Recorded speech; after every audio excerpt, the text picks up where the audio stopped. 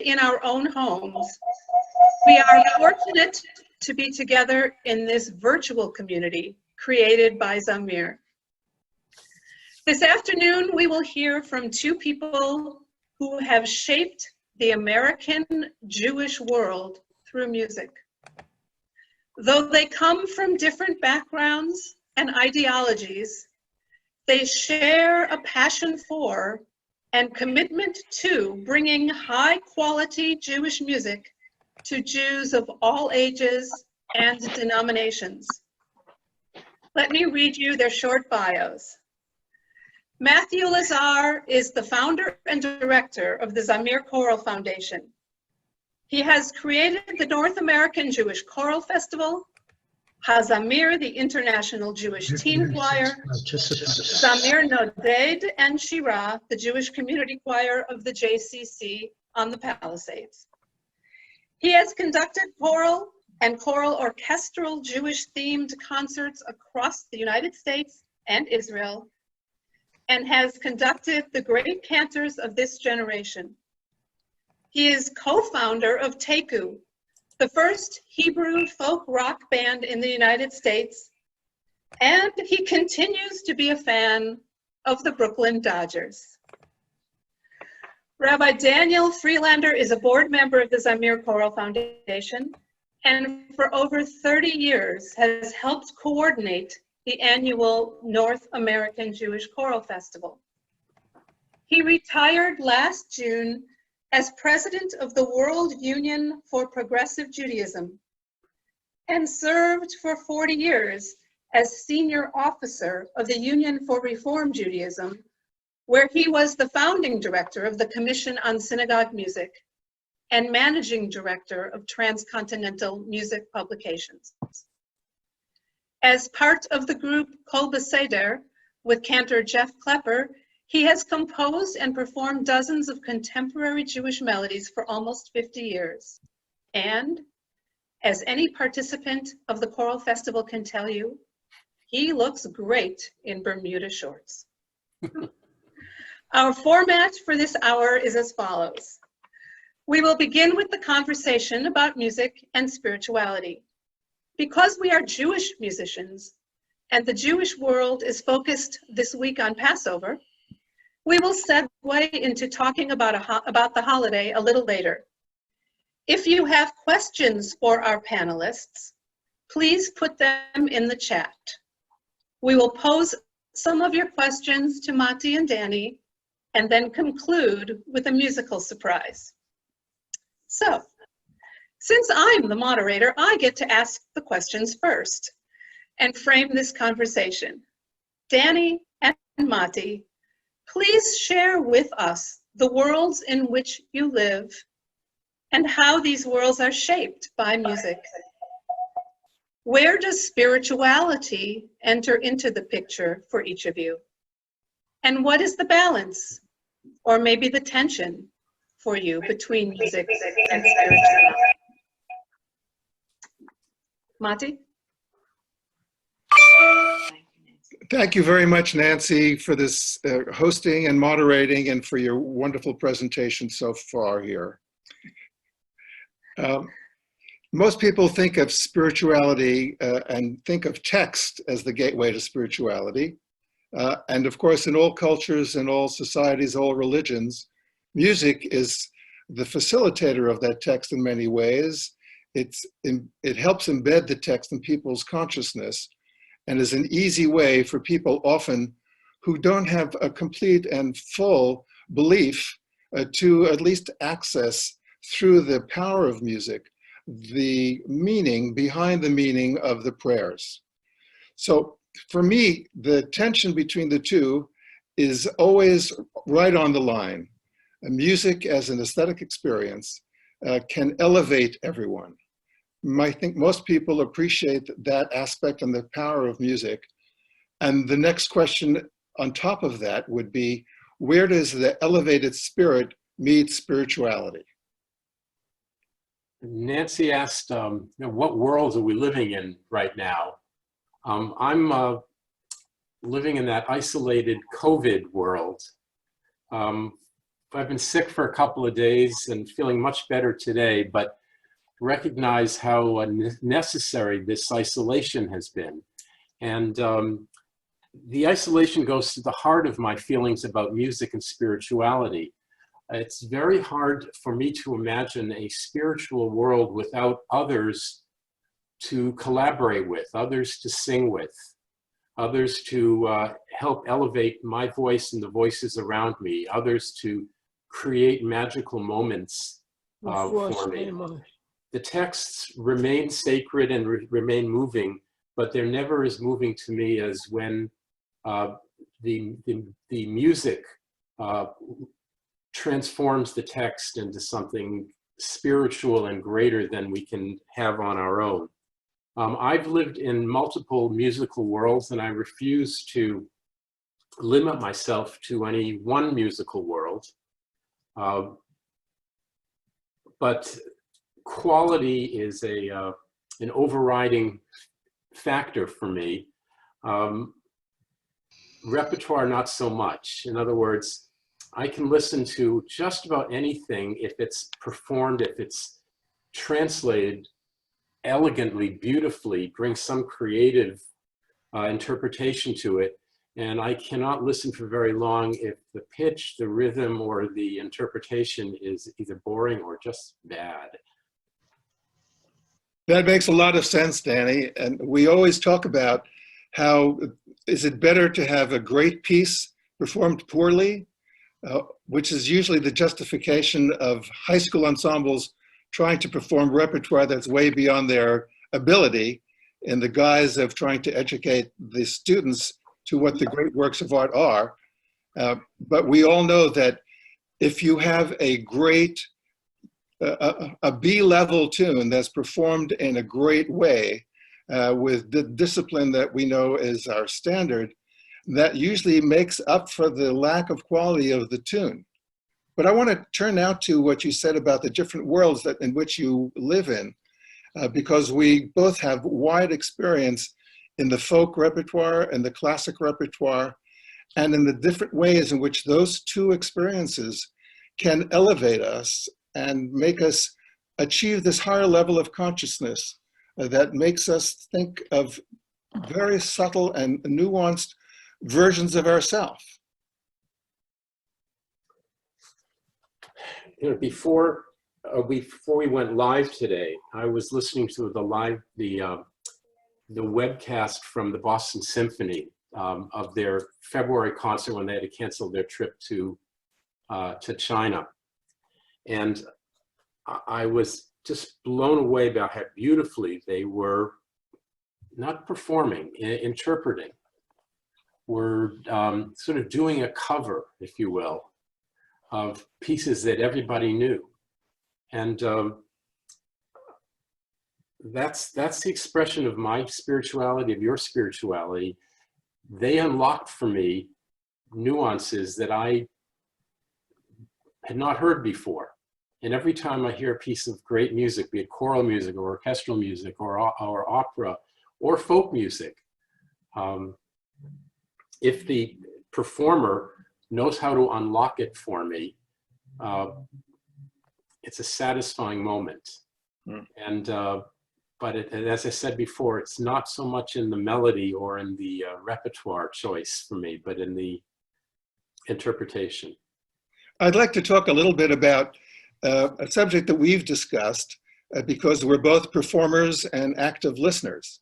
And in a situation when you're a performer, you can achieve a certain level of high power where the combination of the text, for example, or even without text, the high level of self-identifying with the music can lead you somewhere that you've never been before.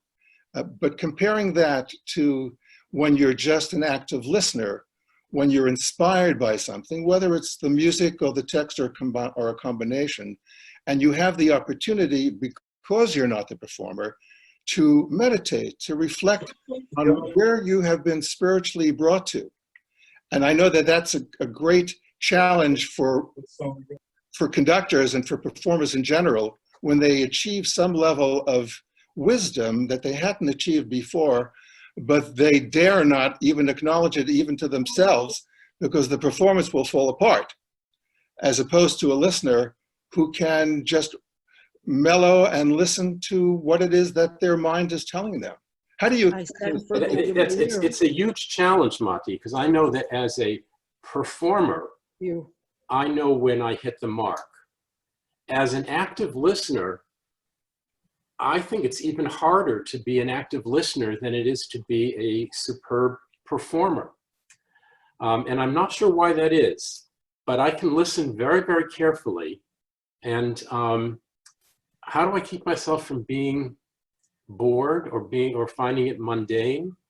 And I've been in both situations where I think I've done a superb job of unpacking a piece of music, of singing it, of being a part of an ensemble. And I'm watching the audience, the congregation, and I can tell sometimes it goes right by them. That connection is magical and mystical and very, very difficult.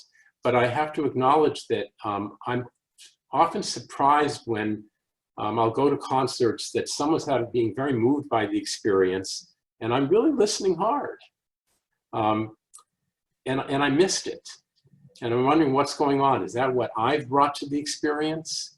Is there something in the performance that didn't click for me?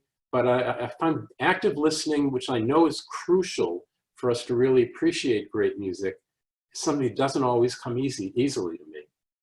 I found that as a conductor and as a pianist, when I'm looking at the audience, I can tell that the music has affected them to think about something else. And the music, therefore, is doing the job it was intended to do. It's not that they might be missing the musical climax or our goal as a performer, but the music has affected them. Are you saying that it's not the music lishma, it's not the music itself that we're trying to unlock for them, but it's other parts of their spiritual life that our job is to unlock?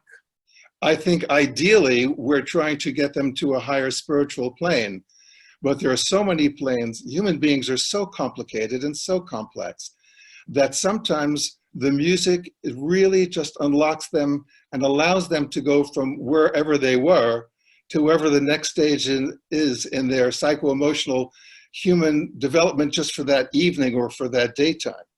It happens in synagogues too, where, as I'm sure you know, you can tell the point at which all of a sudden everyone is together. I want to pursue that synagogue experience because when I think of the great power of music and I think of the Levites in the temple and those great powerful musical moments, whether they're instrumental or choral or vocal, and I think of how it is in a synagogue when everyone is saying the Shema together, not with a tune, and how powerful that moment is. And I try to compare that to those moments of other prayers where everyone is achieving a different but equally high level of spiritual attainment. And to me, that really highlights the difference between the word and pre-discursive communication. You've both really touched me with what you're saying now about active listening versus performing and how people access their spirituality. I know that as a cantor in shuls, it's often really tough to take people with little Hebraic knowledge or understanding of the choreography of the service and bring them to a higher plane. And I think the same is true in a symphony concert. People who don't know that they shouldn't clap between movements, or they don't understand what a conductor's doing when he points to the first violinist who points to the oboist. What's going on there? One of the hallmarks of the Zamir Choral Foundation has been education in music. And I'm wondering if you would talk a little about how that plays into your thinking of spirituality and the music. First and foremost is the education, as you said, and combining that with an elevated understanding, or more correctly, a release as to the power of music. The reason I love choral music and the reason I have devoted my life to it is something that Danny touched on before. it's the combination of the left brain and the right brain. We're all seeking unity. There's only one. The rest of us are split off in some different ways. And so we're looking for ways in which we can unify ourselves. The unity that joins the secular and the religious, the unity that joins the particular and the universal, the unity that joins the need of the individual to survive as an individual with the equally great need to be part of a group. And one of the great moments, I think, in one part, two part, three part, four part, full orchestral score music, is that whatever way you can join into that individual participation, but still feel as if you're part of the group, that resolves a basic human need, and the need that, as Danny, you pointed out before, we're seriously suffering from right now. And that's why I love choral singing, because I'm part of a group. I have a role, but it's not all about me. It's about how I can lend my voice to enlarging the world of the people around me, and that together we make a much more extraordinary sound than I could ever make by myself. And that goes a long way towards explaining my predilection towards participatory music, and I consider choral music to be participatory music. But I'd love to have my voice as part of the larger whole. And I love the discipline of choral singing, but I must say that I love the freedom to harmonize in non-structured group singing as well. They're the same in that they're both creating sort of the massive sound to God and to humanity of what we can be, that none of us can do alone. One is I'm translating someone else's score, someone else's structure, and I'm a part of that, and translating their vision into a reality. And others I'm helping to, and then when it's not scored, I'm making up my harmony. I'm decomposing or recomposing or composing as we go along to add my voice to the mix. They're similar, just coming from different angles. Nancy, when you mentioned the Zamir Choral Foundation, one of the hallmarks of the foundation is something we talked about earlier, which is excellence. And the excellence of performance, the excellence of discipline, in order to free our emotional spirit. So, Danny, I want to ask you, when you're performing or when you're listening to a great performance, the discipline is all. When you're free form harmonizing, and other people are also equally free form harmonizing, not necessarily with the same harmonies in mind, which is a typical experience. How does that gel with your need for a great performance of not necessarily a great tune? That's a great question, Mati. Because if the whole group is in sync and we're improvising, and the instrumentalists are with us, and everyone seems to be sort of creating the same chord, it can be exquisite. But if people are trying to sing different chords at the same time, it can be that's the word I want. Ivesian. Charles Ivesian. Yeah. But I tell you, in thinking about today's conversation, I was reminded of a great article that from maybe 20, 25 years ago by Bernard Holland, who's the music editor of the classical music reviewer for the Times. And he went to 2 concerts, 2 nights in a row at Carnegie Hall and sat in the same box. And one night was an all Mozart concert with Emanuel Ax and Jamie Laredo and Yo-Yo Ma. And the next night was the reunion of The Who with Roger Daltrey. And he said they were both exquisite performances, that they just nailed it. They made the music come alive for the audience. The audience, however, responded in totally different ways. On the first night, between movements, even when it was exquisite, they sat silently. They knew not to rustle their programs. And the next night, between pieces of music or when they heard a chord they loved, everyone was up screaming and yelling and cheering. So they were both exceptionally emotional experiences and very appropriate qualitative experiences, just coming from totally different perspectives. So I respect and value both the public and the private, or the what's the word I want? Extrovert and introvert parts of music as both being valid. And at different times in my life, different parts of that resonate for me. Talk to me about the difference between on the way to spiritual experience that the classical audience might have achieved, and I'm not sure it's spiritual, but it is a great communal experience when you're participating in any kind of a concert, like The Who, or in our generation, the Beatles, where people knew the words, they're singing along. I'm not sure spiritual is the right word to describe that, but it is communal on the way to something. Well, it's like when the conductor turns around and recognizes, oh, I've transported the audience somewhere else. There's another overlay taking place.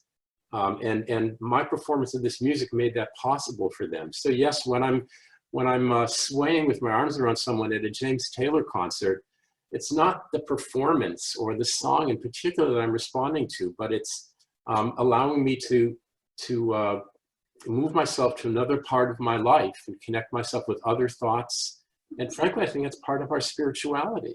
It's our seeing our role, our music unlocking for me my connection to the larger universe, my place in the universe. And that can happen for me from almost any kind of music, if it's done really well. Can I put you both on the spot for a second? Could you've spoken in a from above kind of way. Could you each think of an example when the music has moved you to a higher spiritual plane, either because you were making the music or because you were experiencing it? I'll go first in that regard. Yeah. As a cellist and as an instrumentalist, I was able to play some of the great music, and it was inspired by the great music of the great artists of all time. The greatest cantor of all time, Johann Sebastian Bach, of course. But I'd have to say that the moment that I can think of that, besides a religious experience that I had on my own in a worship service, was when I was on stage with Elie Wiesel, Zichrono Livracha. And we had 350 singers on stage, and Elie Wiesel was singing Ani Ma'amin at the 25th anniversary of the reunification of Jerusalem, where Elie Wiesel conducted and sang. And there was a part in the middle of the piece where he normally would sing by himself, and in front of 2,800 people in Carnegie Hall, Elie very subtly pointed his finger to me to join him to sing this moment as a duet. And there I was looking into the eyes of Elie Wiesel and singing Ani Ma'amin, a piece of extreme faith from a man of extreme faith. And I don't know where I went to, but I remember that moment and will always remember that moment. I think of a piece of music. I think of Samuel Barber's Adagio for Strings, just that one movement. No matter where I am, who's playing it, what movie it's in, what setting, the music just transports me to someplace else. And there's such intensity to it. Oops. So that's what comes to mind. How about you, Nancy? I've got one. I remember once listening to WQXR while I was driving, and a piece I didn't know came on the radio, and somehow I missed the introduction. So it was a solo violin piece. It was around romantic, but I didn't know what it was. And when we got to the fourth movement of the piece, and I had parked the car and I couldn't move. And tears were streaming down my eyes. And I was finally able to get out of the car. I went on to look and see what they had programmed for that. it was the Franck Violin Sonata in A. To me, that piece just evoked such beauty and pathos. And I've spent my life in the Jewish music world almost exclusively. But that one just got me. I want to share another example that is a very interesting crossover for me of a classical piece inspiring a Jewish idea, and that is Beethoven's Seventh, a piece we know we all love, the extraordinary second movement, where the counter melody da da da da da da da da da dum da da da da dum da da da da da da dum da da da da da da da da da da da. That movement from da da major to this, I felt like that was the experience of the Jew. A hope for that first note, and the realization that that's not the way that life is always pretending to be. And this is why you're my friend. I want to move into that hope for the Jew a little bit. I know that I've received special Seder supplements from many organizations this year, as I'm sure we all have, as everybody tries to grapple with virtual Seders and solo Passover celebrations. How do we make meaning, and where can we find spirituality in Passover, and particularly in the Seder, when we can't sing together or even be together? You've alluded to that, but I'd like you each to talk a little bit more about it, if you could.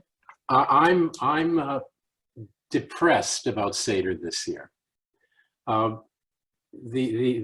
part of Seder that moves me the most is that moment of release when you're sitting around the table and everyone is singing Dayenu together, or Echad Miyodea, or Chad Gadya, and the whole family of multiple generations is singing in unison, something that we don't do with our families anymore, except at Seder. And I am going to miss that enormously this year.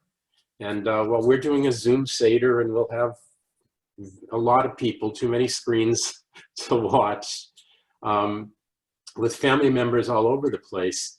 We won't be able to hear each other when we sing. You know, Mati referenced earlier hearing dozens of people sing the Shema, but not exactly at the same time. That's what Zoom is all about. If we all tried singing in unison now, it would never really, it would not gel. You can't hear one another and you can't coordinate. So I'm very sad about that. The other thing that I'm very sad about, and I'm playing with ideas. I'm wondering, okay, could we have, I'd sing the verses to Dayenu and then unmute everybody so we can sing the chorus to Dayenu and create a little bit of, it'd be cacophonous, but create a sound. I'm just not sure, how do we create that group singing? The second thing that I'll miss is the family melodies. And I assume that many families have their own favorite melodies or minhagim.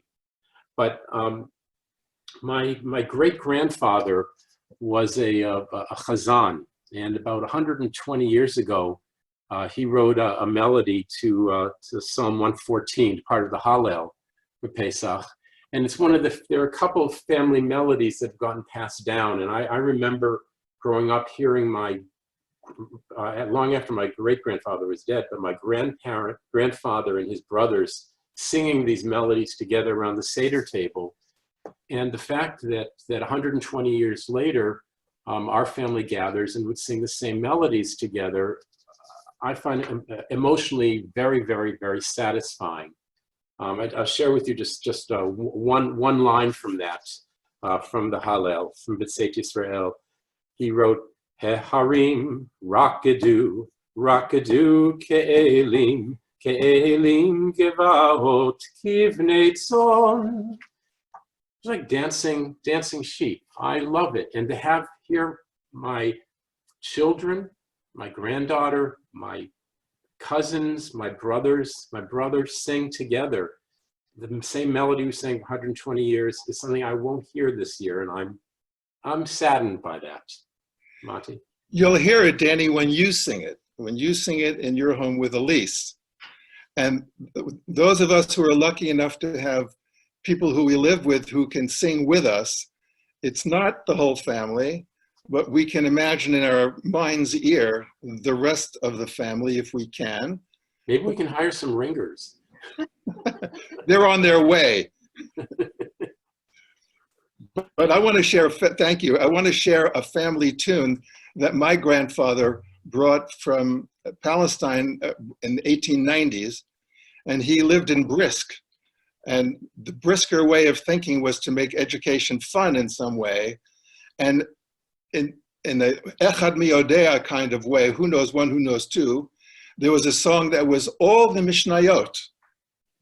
Echad HaChofer Bar Siach Um'ara, Echad HaChofer Bar Siach Um'ara, Shnayim Mi Yodea, Shnayim Ni Yodea, Shnayim Ochzim B'Talis, Echad HaChofer Bar, etc. And there's another tune that he brought from Palestine, which you like because it starts in Arabic, but he forgot the rest of the Arabic. So it goes, Wachad Manda'in, Wachad Anada'in, Wachad Allah, Allah, Allah, Shabashamayim Uva'aretz. Because he didn't know how that phrase was translated into Arabic.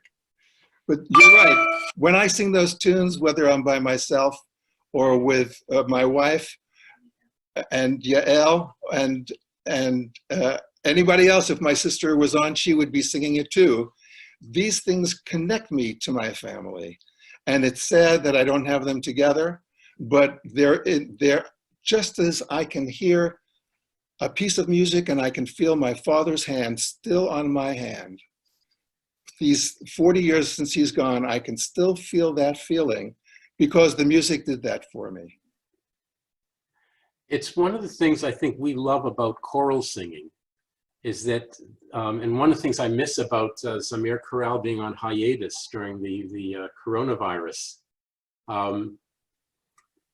is we can't hear each other's voices, and it means so much to us to sing with others. Bimhei Rabbi Yamenu, this should be over, and we should be able to sing face to face and create harmonies with one another once again. So your examples were really beautiful, heartfelt, and poignant, and you put me to shame a little bit because when I was growing up in my family, all the cousins sang Girl Scout songs. At the end, after we finish the standard songs in the Haggadah, we do Up in the Air, Junior Birdsmen, Up in the Air, Upside Down, and so on. That's from the Torah, isn't it? Somewhere, I don't know where, but. Mati, everything's from the Torah. Okay. So if you have questions and you have put them in the chat, I have them. If you don't, if you haven't put them in yet and would like to, please do now. This is the time. On Passover, we ask 4 questions. We'll see how many we ask right now. The first one is more of a comment, but I feel it's important to share it because as Jews, we are all responsible for one another. So I don't know if you're going to have a musical or spiritual response to this, but one participant on this call, and there are over 200 of us, comments, some of us have no one with whom to live, much less sing. Where are we in this picture?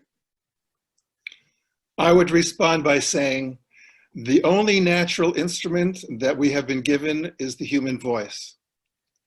Some people think they have a great voice, some people have the opposite opinion of their voice, but everyone can sing. And doesn't have to be necessarily in tune, doesn't have to be a great voice. If you're alone and you know the melodies, dig deep, sing those tunes, think of the people who taught you those tunes, think of yourself, think of the broader community, Sing your heart out, and you will be rewarded. And I was thinking this is a good year for those of us that are active listeners in training, to listen to some of the online Siddharim, whose links we've been getting every day from various Jewish organizations, and to participate in someone else's Seder by watching it. We can sing along. It's still never the same as inviting in the stranger and inviting in guests to your own Seder table. That's one of the mitzvahs that we cannot fulfill this year, painfully. And so we're going to have, all of us are going to have to learn how to create community out of online community. L'shana Haba'ah, we will be in a different place, and we maybe not necessarily Jerusalem, but we'll hopefully be in a place where we can sing together, or at least listen to each other. And by the way, the North American Jewish Choral Festival is going forward this summer. July, what is it, 12 to 16 or something like that. 12 to 16 at the Hilton Hotel in Stamford, Connecticut. And God forbid they don't lift the ban on group assembly before June. If we have to, we'll move it into August, and we have some alternative dates in August at the same hotel. But we're very much committed to finding an opportunity to share our voices this summer after being in the midbar of coronavirus. Thank you, Danny. Yes, and everyone is welcome at the festival, whether you sing or actively participate by listening. Actively listen. So you've both described, this comes from another person on this chat, you've both described part of what is extremely difficult about being human. That is, to do your very best in a way that satisfies both personal needs for mastery and achievement, and simultaneously enriches the community and the environment. Do you have anything else you want to say about that? Well said. Yeah. It's a lifelong struggle.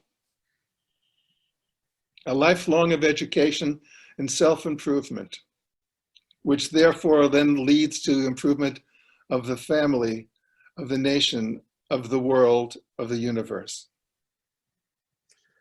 You know, Another amen to that. If we had the technology, we would have wanted to improve all of our lives today by doing a group sing of just about anything. We can't do that, but I know that we do have a musical gift to offer at the end of this broadcast today. So before we get to that, I want to thank you both for this incredibly stimulating discussion. I've known both of you for many, many years, and this afternoon I learned things that are new about each of you as you shared your thoughts and ideas about the ways music and spirituality intersect. There is one more comment that I want to share with you, and it comes from Dr. Ruth. And I have learned that if I'm nice to Dr. Ruth, she will promise me good sex forever. So I'm sharing her words. And she says, everyone should feel proud because you are fulfilling the mitzvah of midor ledor, from generation to generation. So there you go, Dr. Ruth. No program sponsored by the Zamir Choral Foundation would be complete without music. In just a moment, you will hear a setting of Dayenu, a new setting composed by Cantor Gerald Cohen and performed by the Zamir Chorale, conducted by our own Mati Lazar. I am Nancy Abramson, and it has been a privilege to moderate this hour of conversation. Before we go to the music, I want to share a prayer said 3 times a day by Jews all over the world, a prayer that we need now more than ever. Rifa'enu Adonai v'nei rafeh, Hoshienu v'nivashea. Heal us, God, and we shall be healed. Help us and save us. Grant perfect healing for all our afflictions. While this Passover, we will certainly be feeling the bitter tears our ancestors wept in Egypt. May we also feel closer to redemptive joy. I wish all of you a sweet holiday. And now, Dayenu by Zithin Cantor Pesach. Gerald Cohen. Thank you, Nancy. Thank you, Danny. Okay, how do we get Diane on? We got it, we got it.